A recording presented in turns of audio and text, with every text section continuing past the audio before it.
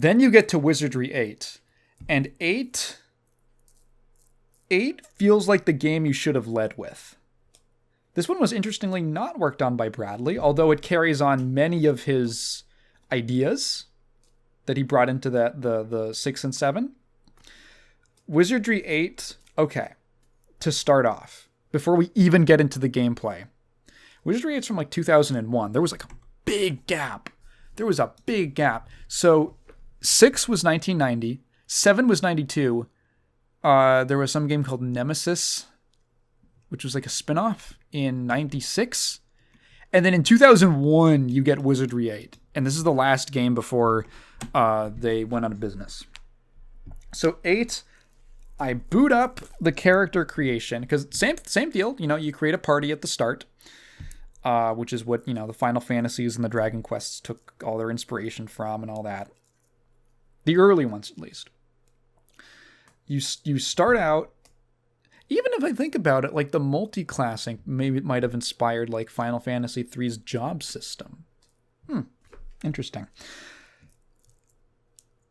Character creation in Wizardry 8 starts, and you can just pick your class from any of them. There's a pretty wide range of classes available. There's like the obvious ones like fighter, mage, thief, but there's some cool ones like gadgeteer, which uses like these gadget items in combat. There's like a lord, which is sort of like the resident tank class. There's Valkyries, which are female. They're the only female exclusive class, and they're like these hybrid DPS divine magic users. There's like psionics, which use mental magic to do stuff like debuff and do like non-elemental spells and stuff like that, and can cause like insanity in opponents and things like that. There's alchemists who can craft potions, of course, and have access to these spell books and stuff like that for casting a lot of their spells. There's like ninjas and samurai, and there's a good variety of classes, and you can just pick them. There's the only limitation is just that Valkyrie is female only. That's it. You can pick race, class, and sex. And it was immediately so good feeling. It just was so nice to actually feel like I could design my party and not just like, dice roll. Because in like 7, if you wanted to re-roll a character, you're like, oh fuck, I rolled like a 5 for my bonus points. It sucks, Like a 20 would be a really good roll. 5, it's like, oh god. You have to go through the whole character creation process and like fill out all their stats. You can't go back. You can't just go back and re-roll. You would have to go through the whole thing, and at the very end, just say like, no, delete this one and start over. Like, why? Just let me re-roll. There's no point. Just, again, like, clunk. 8 feels like they just ripped all the clunk out. Most of it. They ripped a ton of it out in just basic usability things. So you can choose... You can actually customize your character. You can customize their stats. You get to choose what stats you want to put points into every single level up. What skills you want to put points into every level up. You get to choose which spells you want to learn. Oh, the earlier games had that, actually. What spells you wanted to learn. So nice. Second off, the menuing is so much better. Oh my god. So 7, like, okay, it's a complex game, right? You've got, in terms of representing all the information about your character, because you've got the inventory, you've got the inventory which in the old games had like the multiple there's like your top level inventory, and then they have a thing called the swag bag, which is very funny, but that's like your deeper inventory that I think you can't use during combat and stuff.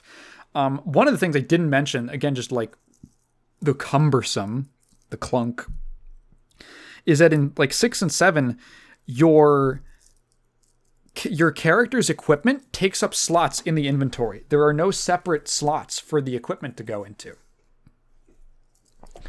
Which meant that things just get cluttered, because there's certain like plot like key items that you need to hold on to. There's things that you want to hold on to because they're unidentified yet. And just you've got all this equipment just filling it up. And it was just a lot. Oh yeah, here's another thing. For some reason, those first games started your characters off with like equipment in their inventory, but it was not actually equipped. Really weird. Like they say, every character starts off the game basically at the mouth of the dungeon, ready to go in, but completely naked and just holding all of their clothes in their hands. Like, I guess we should put this on now. And then you have to go in and manually equip everything. It's really, really weird. Wizardry 8 just starts off with everyone equipped with their starting gear. Amazing. You have the inventory is so much better. You have separate slots for your equipment inventory, so now it's not taking up your character's inventory. There is now a shared party inventory in addition to the character-specific ones, which is super nice. And the party inventory is very large. I have not hit the I'm literally still playing it as we speak. I have been really enjoying Wizardry 8. The party inventory is shared. The drawback is you can't use party inventory items during combat. If you want someone to be able to use something during a fight, it has to be in their specific bag, you know. Gold is now shared. Duh, thank you. It's just shared across the whole group. Thank you. Just the UI is so much better. The way that it was represented in 7 was extremely high concept. I'd call it form over function. You can just look up a picture of it. It's basically like, here's a square of your inventory here, and there's like a portrait. It's a literal portrait, like a painting to represent your character's portrait. Their basic stats, there's like a candle that you can click on, which will show you how close you are to getting your next life or something like that, or getting your next level up, I mean.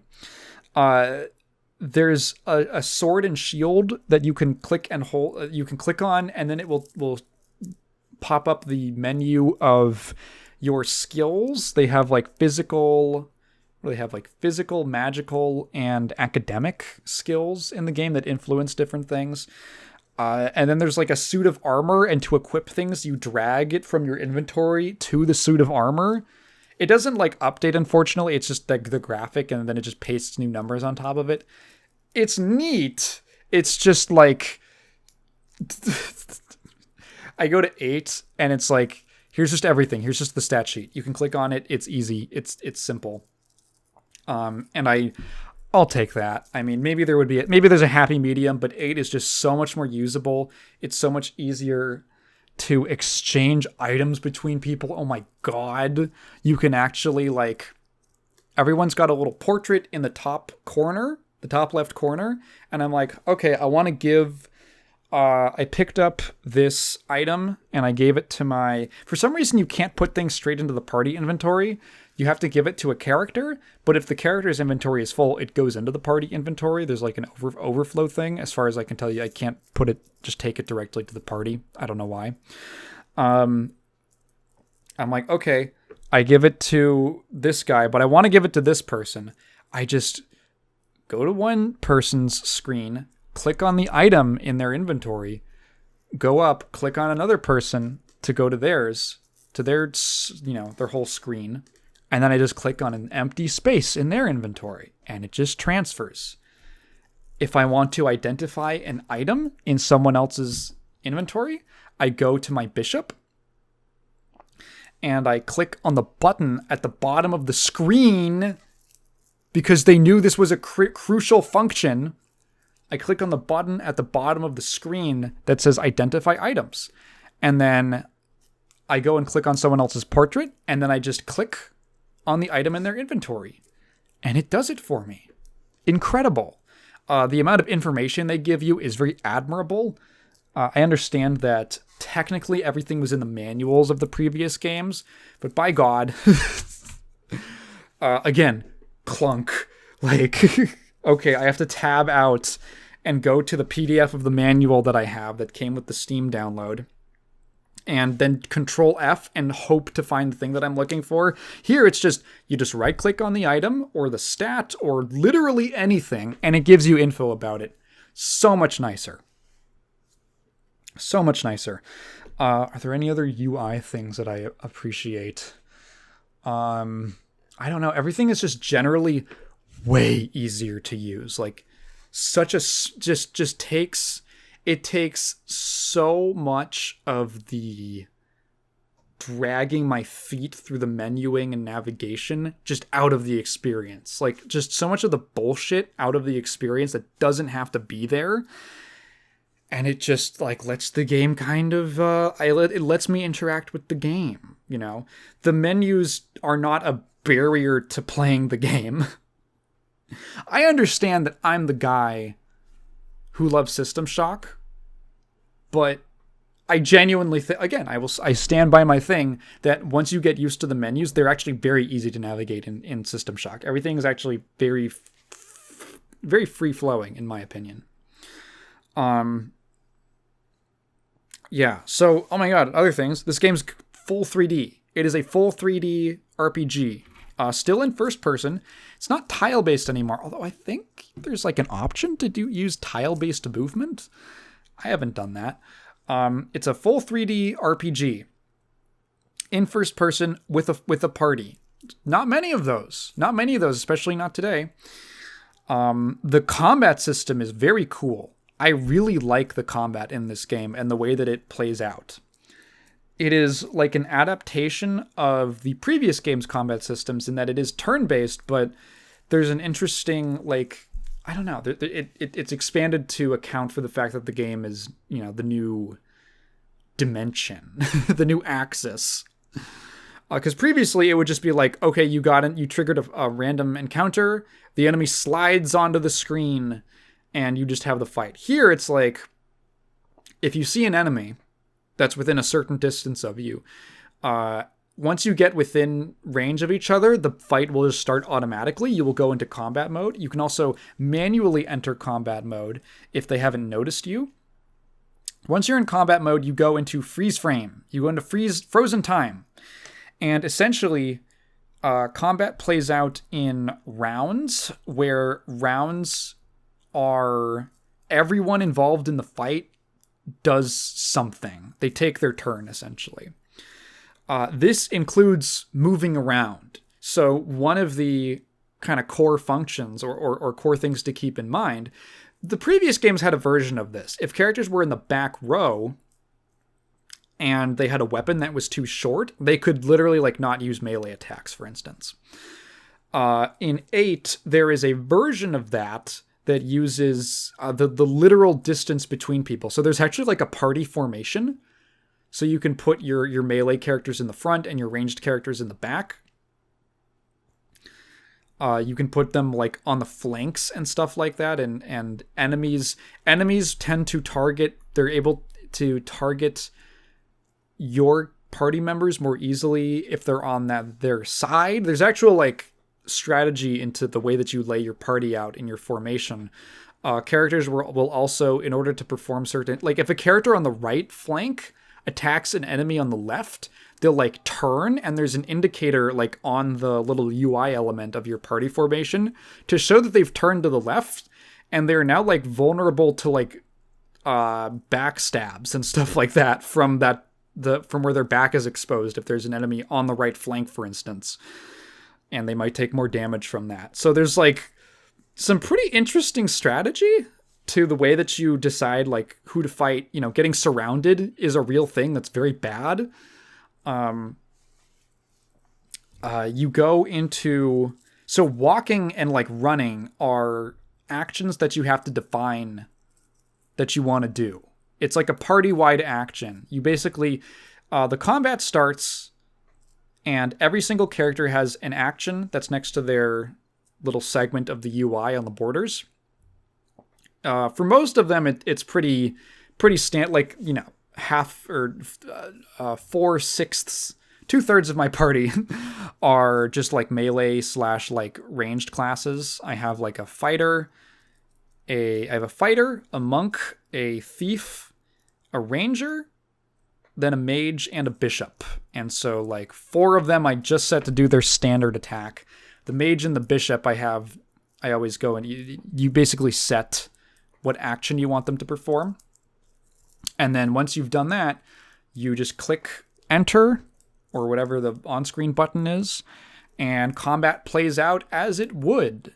Sometimes if you want to close the gap, then you can click that you want to do a walk or a run. And when the first time that you get to act in combat, it just lets you walk around, but you have like a certain amount. You basically have a stamina bar for running or for doing the in-game action. So I can only walk so much. You can only walk so much distance or run so much before you can't. Also, if you go too far, then none of your party you can use your turn up entirely by repositioning yourself. So there's like a strategic element to that. For instance, there's like on the road to the first main city after the first big dungeon that the game starts out in, which is very fun. I love that first dungeon. There's like this, I think it's set to be every single time. There's like this sorceress with a band of like highwaymen mercenaries that she's walking with. And they will fuck you up. Namely, she will, because she often starts the fight by casting like a really powerful crowd control spell like Terrify, which can just make your party members too scared to attack when it's their turn. So eventually it took me a lot. Again, this is a game about saving and reloading, and you will get kicked in the mouth playing this game. So you need a little bit of patience. A little bit of patience to kind of break through. Eventually, the strategy I came up with was to just bum rush her as fast as I could, which would force the mercenaries to have to also spend their turns repositioning to get closer to me. And then once I like blew her up with all of my party members, then I could turn on the melee mercenaries, and then it became much easier. But that required me like spending 1, 2, sometimes 3 rounds of just moving and walking and running towards her. The early game doesn't have a ton of direction. It does this thing where I would recommend using a guide, because the game does not, there is no quest indicator. There is no like, let's do this or that. There is a journal, but the journal is very sparse and just tells you about key plot points for the most part. So this is like, the story is an extension on, this has been a whole trilogy, and this is like the final chapter of the Dark Savant trilogy, as it would be called. So, as usual, you have to go get an ancient, magical, powerful artifact before the Dark Savant gets it. And you're enlisted by... Again, like, once they started adding the sci-fi elements, they add, like, the mooks. The mooks are just Wookiees. I love them. My bishop is a mook. I kind of went with very similar party members across all of these, just because I thought it would be fun. And I always make my priest/bishop a mook. For some reason, they're like magically inclined apparently, so they get like more bonuses to their intelligence and piety starting out. So it's like strategic, but also I think it's fun that they're Wookiees. You get it. Remember when I said that, like, yeah, these are like fantasy characters on a fantasy world within a sci-fi universe. So like the start of the game is okay, because I'm just using a fresh party. I'm not importing anyone. The start of the game is, okay, you get enlisted by this mook guy who is trying to go to this planet called... what is the planet called? Dominus? Yeah, Dominus in this game. He wants you to go get this artifact, right? To protect it from the Dark Savant. And the narration of like the main characters is essentially... oh, wow, that's a weird metal ship you've got there. How do you make it... I wonder how that guy makes it sail. And then it just takes off into space, and they have essentially no reaction. They're just like, oh, okay, I guess it's like a different... I guess this is just what it does. It's really it's really funny that in this world of like magic and stuff that like yeah, I guess they would see a spaceship and just go, "Oh, okay, I guess this is just a kind of magic that we don't know about and we're on a different planet." All right, yeah, it makes enough sense. Unfazed, unbothered.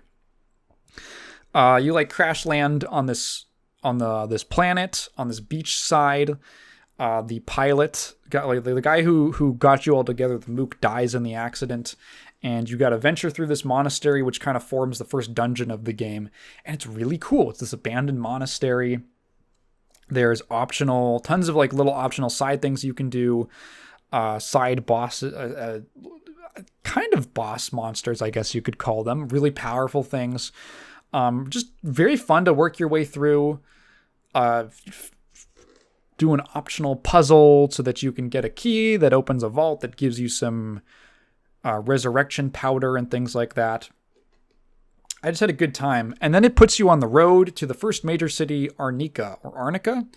I forget. And you get to Arnica, and there's a character from the previous game who I know because she's in the opening cutscene of Wizardry 7, named Vi Domina, and she's like this sexy sci-fi pirate lady. And her ship she was like captive on this ship that's been crash landed by this savant ship that crash landed in Arnica.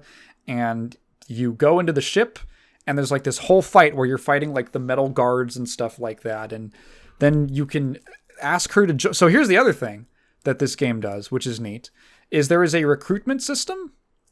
I don't think the previous games had this, but there's like a recruitment system where NPCs, like quest NPCs, you can just recruit them and they'll join your party. So Vi has just been in my party for a little bit, and we've been doing some quests together. And she's like a Valkyrie, which is cool. So that's, I don't know. I haven't seen that many games do that, but it's a really neat idea for like certain NPC quest lines actually involve you recruiting them and then going and doing a quest with them. So here's my tip and trick. So the first thing you have to do in Arnica, so Vi is like, "Oh, I've been gone for so long because I was a captive. I'm gonna go. Why don't we go talk to the old people I knew around town?" And then so you go do that. But they don't tell you like the one person that you really need to talk to, who is like the head of the guards. The head of the guard patrol. So here's how you here's how you meet him. He is locked inside of the guard like police building essentially. When you walk up to the police building, a little like sci-fi thing scans you and it says you don't have an ID for it. So how do you get an ID? Well, there is a different building that's like the prison, and you have to pick the lock to get into the prison. Go into like the front office, which is another lock that you have to pick. And then pick a third lock to open a locker, which will give you an ID for someone who works as a guard. And that's how you get into the police precinct. The game doesn't tell you any of this. It doesn't even tell you to go to the like guard headquarters. It doesn't tell you to go to the prison. It doesn't give you any direction on this. This was stuff that like I did those two tasks like hours apart. Literally, like I went in, got the ID, and was like, what do I do? What? And then I remembered, oh, there's like this weird building. Okay, maybe that helps me. And then I go in, and it turns out that that's the NPC you have to talk to. Who will give you the direction to the next area. So what I say, like, yeah, you should probably use a bit of a guide to know what to do next. I'm in like the second dungeon, I guess you'd call it, of the game, which is in this like tree city. It's like a city that's all built into like this giant tree. That's also like a network of smaller trees. It's very cool looking, and it's inhabited by these kind of fuzzy, weird insect looking guys. And you have to clear the rats out from them. But it's in terms of playability, I think it's way better. I think it's especially like, so I did a bit of rebinding. The game plays by default with just keyboard controls. although mouse look is supported. Turn off mouse look smoothing. It makes the game look awful. I don't even know why it's there. It just snaps your view randomly. It's really bad. Maybe it was made for mice with like different like polling rates or something like that. I don't know. Play with mouse smoothing. I'd rebinded it to just be like a WASD. I changed the relevant key bindings that were like the search mode and all that. Which searching is pretty important in this game, because you can get a lot of just free potions from your characters just finding stuff like, oh, hey, there it is. The stats. Oh my god, the stats. I feel like I understand the stats, like the other the more obscure, weird ones. Like, hey, what does the artifacting skill mean? I never understood what that was. Oh, it turns out that it means the higher your artifacting skill is, it's probably like an average of the party's total skill or something like that. Because I don't think it matters which character you give it to. It's essentially once you pick up an item, how likely is it that you can identify it? What is the mythology skill? It is the likelihood that when you encounter an enemy, a character in the party will understand what the enemy is, and you'll get detailed information about its HP. Otherwise, it's just like a mystery how much damage you've done to it. Oh, cool. So having like sufficiently high stats in those areas kind of eases certain things up a little bit. Yeah, I think this game generally just kind of plays a lot better. It's a lot easier to understand. Certain CRPG boomers I've read say that like, oh, it ripped the soul out. Okay, fine. I guess I like the soulless version.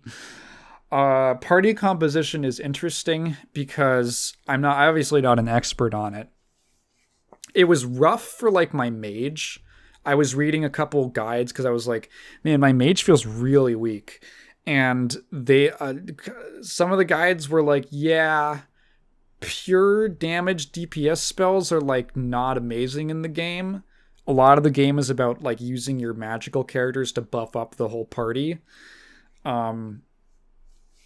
So my mage has learned like sword blessing skills and like a couple crowd control abilities. So now I can just open the fight with like, I'm going to set my bishop and my mage to cast buffs on the party, and then I'm going to have them do DPS until like someone needs a heal, and then my bishop does that, or I need to like CC something, and then my mage does that, and I can actually kind of specialize them. Apparently class/profession switching is not really a thing as much in Wizardry 8. It's possible, but it's not like as encouraged as it was in 7 from what I understand. So I'm just kind of going to be rolling with this party for the foreseeable future in the game.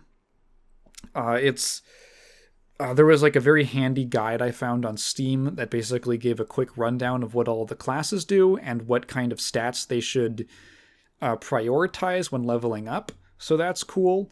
For the most part, I don't know. I've just been having a really good time with 8. I think 8 is just a genuine, like, it's kind of a shame that this was the last mainline one made by the original developer before they went out of business, because 8 is easily like the most accessible, and it feels like to me like it takes out a lot of all the clunkiness and barriers to enjoyment that the original or the previous games had. The open world is neat. It has kind of a weird, like, I was going to talk about difficulty. The difficulty is kind of weird in that the open road is way more dangerous than like the dungeons, which is odd. The dungeons feel like they're tuned to be taken on at certain points in the game. The just like roads from place to place are like way less forgiving. Like bands of enemies, which can sometimes group up, and there is like a slightly annoying thing that happens in this game where sometimes you'll be in a fight and it goes on for long enough that nearby enemies get alerted and they join the fight, and it just gets bigger and longer, and it's like a little annoying. But other than that, enemies are just like way closer, like higher in level on the road, and there's more of them, and you really have to stick to like the mountainside walls and stuff like that, as opposed to taking the main path, because that's where the enemies typically rove. Very interesting balancing decision, but then as soon, like literally once you get into the main dungeon, like content areas, I guess I'd call it, it gets way easier. It gets way more like, okay, this feels like I'm supposed to be taking this on at around the level I'm at. Very strange. But I don't know. It made me see the vision. And it kind of made me curious about all those Japanese spin-offs and stuff now. Yeah. Is there anything else I want to talk about with Wizardry 8? I don't know. It is the one, like, I think I've given a decent description of the games up till now. In my voice, right? Some of these things might sound appealing to you, in which case, check them out, right? If I was going to recommend any of them to someone like me, who is not like a CRPG boomer and doesn't necessarily love getting my balls kicked as like a game design philosophy, then I would probably recommend 8. It is tough, and there are like bizarre difficulty spikes at certain points, but I would call it the most approachable and least prickly of all of them, with a little bit of rebinding and just using mouse look and stuff like that. That's my recommendation. Check it out. Actually cool games with a cool world. Some people don't like the sci-fi stuff, but to me, that just makes it more interesting. I mean, like, I am the most like, oh, whoa, cool. Hang on, there's a cool robot in it now. Wait, I'm gonna let me stick around and check this out. That's me. That's who I am. Yeah, that's my recommendation. That's been my retrospective of the second trilogy of Wizardry games. So check those out if any of those interest you.